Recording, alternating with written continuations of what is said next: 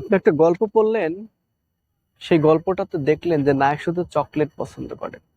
সে general সেনাবাহিনীর, কিন্তু তার মধ্যে সাহস, উদ্দীপনা এগুলা নেই। কেমন হবে? চিন্তা করে দেখেন বাংলাদেশ সেনাবাহিনীর কথা।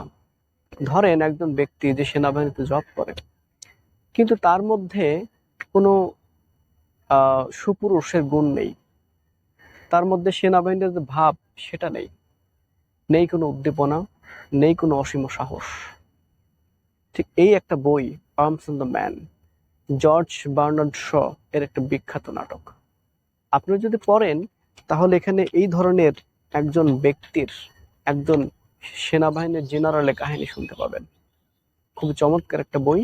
অনেকেই বলে থাকেন যে ভাইয়া কি বই পড়বো, কোথা থেকে পড়বো, কতটুকু পড়বো। তাদেরকে আমি বলবো, এই যে ছোট ছোট বই, এই বইগুলো যদি আপনি পড়ে ফেলেন, আপনার লেখার স্টাইল, বলার স্টাইল অটোমেটিক চেঞ্জ হয়ে যাবে।